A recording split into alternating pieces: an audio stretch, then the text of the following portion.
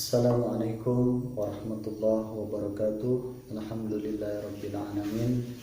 Allahumma shalli ala sayyidina Muhammad wa ala ali sayyidina Muhammad.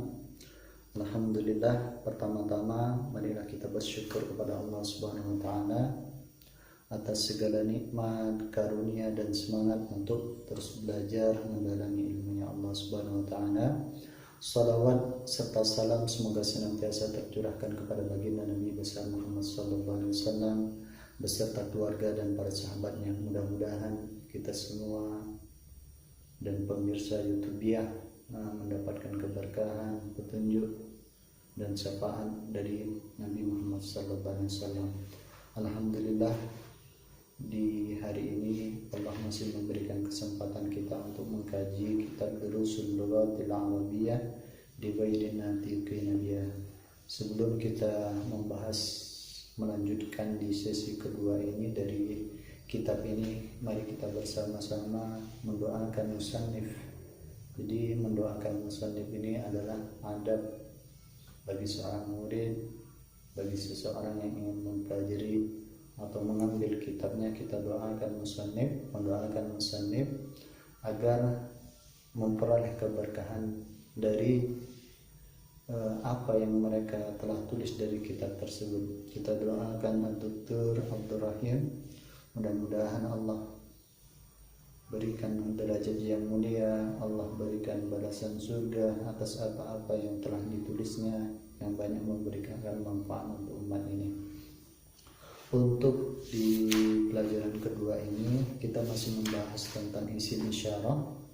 Isim isyarah ini di pekan yang lalu kita sudah mempelajari bahwa isim isyarah ini adalah yang menjelaskan tentang kata tunjuk. Kata tunjuk yang dalam bentuk muzakkar.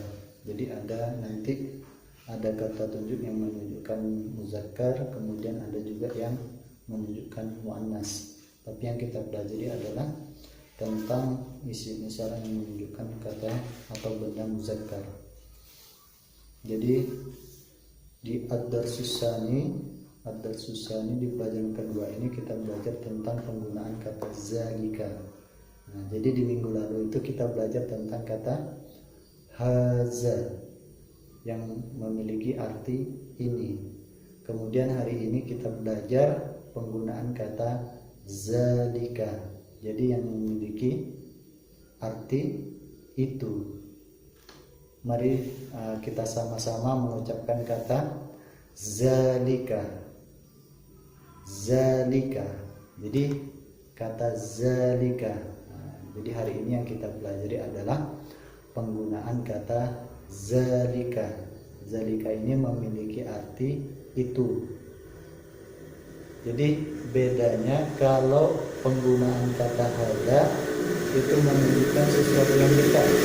Jadi benda tersebut berada di dekat kita atau mudah kita jangkau. Misalnya saya berikan contoh, hadhihi miklamatun. Nah, jadi hadhihi miklamatun ini spidol. Nah, kenapa menggunakan hadhihi? Karena miklamatun ini dalam bentuk muannas. Jadi ada tak marbutohnya. Jadi menggunakan kata hadhihi, bukan kata hadza. Contoh kedua, misalnya saya sedang memegang kitab ini. Hadza kitabun. Hadza kitabun. Ini menggunakan isim isyarah dalam bentuk muzakkar karena tidak ada tak marbutohnya. Jadi menggunakan kata hadza, bukan hadhihi. Jadi dalam bentuk muzakkar.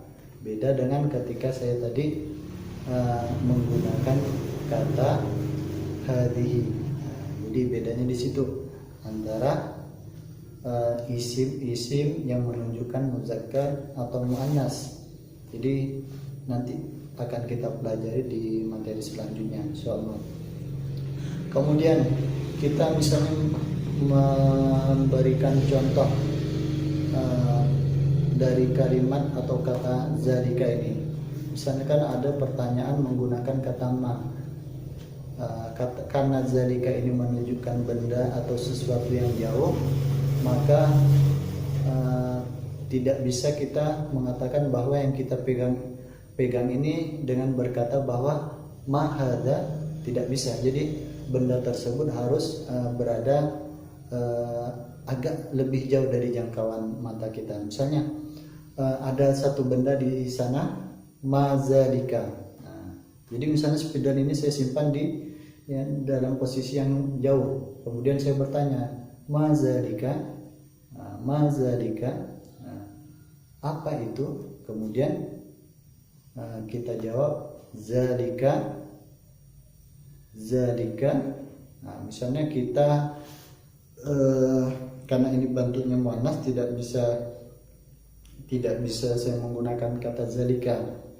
Jadi yang kita gunakan adalah kata tilka. Jadi itu hanya tilka itu untuk muannas, kemudian zalika itu untuk muzakkar. Kemudian ketika saya nanya tadi bentuk kata ma zalika, ma ini dalam bahasa Arab memiliki arti apa? Ma artinya apa? Zalika itu. Kemudian kita misalnya jawabannya zalika najmun. Zalika najmun. Jadi zalika najmun itu artinya itu bintang. Jadi bintang kan posisinya berada jauh.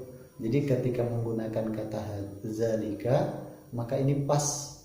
Jadi zalika najmun, karena pertanyaannya tadi menunjukkan sesuatu yang jauh, yang tidak mudah dijangkau dengan kita, maka penggunaan kata zalika ini sangat cocok untuk sesuatu yang memang tidak mudah dijangkau oleh kita. Jadi ma zalika, pertanyaannya ma zalika, kemudian kita jawab zalika najmun, itu bintang, karena posisi bintang kan berada di langit, jadi sesuatu yang jauh. Misalnya ada pertanyaan lagi, ahadza masjidun. Jadi alif dalam bahasa Arab itu memiliki arti apakah. Kemudian ada tambahan dari isim isyarah yang kita pelajari minggu lalu itu, kata hadza. Ahadza masjidun. Kemudian ketika kita jawab itu iya, maka kita jawab dengan kalimat na'am zalika masjidun. Akan tetapi ketika kita katakan bahwa itu bukan masjid, la zalika baitun. Jadi kata na'am memiliki arti iya, na'am iya, kemudian la tidak. Ini contoh penggunaan dari kata hadza dan zalika. Kemudian selanjutnya misalnya ada dua benda, yang satunya dekat, kemudian yang satu benda tersebut juga jauh. Kita bisa gunakan dari kedua isim isyarah ini kata hadza, kemudian juga kata zalika. Misalnya di sini ada kuda, ada dua hewan, kuda dan keledai. Maka kita katakan hadza hisanun wa zalika himarun. Jadi karena posisinya dekat, yang satu kuda ini posisinya dekat, ini kuda, kemudian yang di sana adalah himarun, jadi keledai, ya. Jadi ketika benda tersebut kita sedang bercakap-cakap atau muhadasah, dan dua hewan tersebut berada satunya posisinya dekat, itu menggunakan kata hadza hisanun, ini kuda, kemudian yang kedua adalah keledai. Kita mengatakan bahwa wazalika himarun, dan itu keledai. Jadi ini kuda dan itu keledai. Jadi kedua kata isim atau isim isyarah tersebut bisa digunakan dalam keadaan bersama-sama. Jadi namun isim tersebut memang posisinya yang satu harus berada di dekat, kemudian yang satunya itu harus agak jauh. Kemudian yang kedua, kita contohkan hewan yang kedua. Misalnya satu, maaf, anjing, kemudian yang kedua adalah kucing. Misalnya kita ingin membuat pertanyaan, apakah benda tersebut, untuk memastikan apakah benda tersebut kucing atau anjing, maka kita membuat pertanyaan, azalika kalbun. Azalika kalbun artinya apa kira-kira pemirsa? Alif ini memiliki arti sama dengan hal, apakah. Azalika kalbun, apakah itu anjing?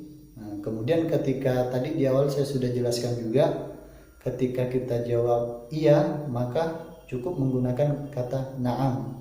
Na'am zalika kalbun, ya itu anjing. Namun ketika hewan tersebut atau isim tersebut bukan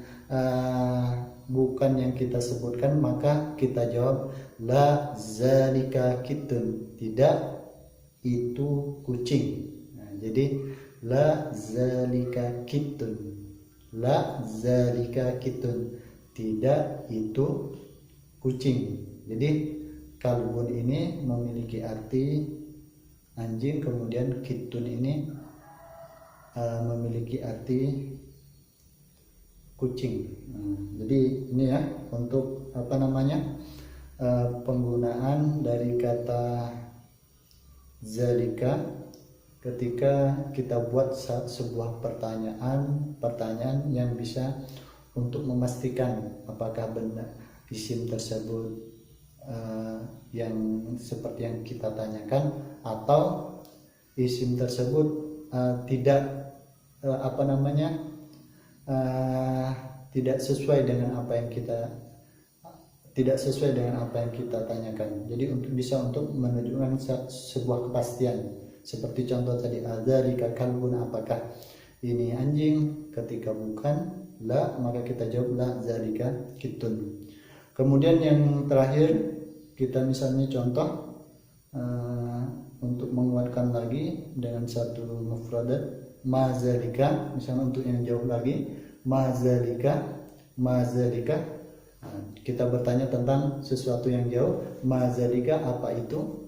Ma, tadi di awal saya katakan bahwa ma itu memiliki arti apa? Zalika itu. Zalika, misalnya kita sesuatu yang sehari-hari berada di tengah-tengah kita, misalnya tempat tidur, maka kita jawab dengan zalika sarirun. Zalika sarirun. Jadi sarirun ini memiliki arti itu ranjang atau tempat tidur. Jadi ini untuk materi kedua, ad-darsus tsani, penggunaan kalimat atau kata zalika, isim isyarahnya. Alhamdulillah di pagi hari ini kita mendapatkan tambahan mufradat. Yang pertama adalah najmun. Najmun ini artinya bintang. Kemudian masjidun, di minggu lalu sudah kita pelajari ini, masjidun, masjid. Kemudian baitun, baitun di minggu lalu juga sudah.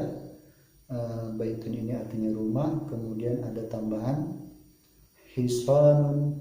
Hisanun ini kuda. Himarun, himarun ini keledai. Kemudian kalbun, kalbun ini anjing. Kemudian kitun, kitun ini kucing. Kemudian yang terakhir saridun, saridun ini juga sudah kita pelajari di minggu lalu. Mudah-mudahan dengan materi kedua ini dapat memberikan manfaat untuk kita semua dan bagi pemirsa YouTubiah, YouTubiah di bahasa Arabnya. Jadi pemirsa YouTubiah, kalau ada yang ingin ditanyakan silakan tanyakan di kolom komentar. Mudah-mudahan apa yang kita pelajari ini dapat memberikan manfaat kepada kita semua, terutama saya pribadi. Billahi taufiq wal hidayah. Assalamualaikum warahmatullahi wabarakatuh.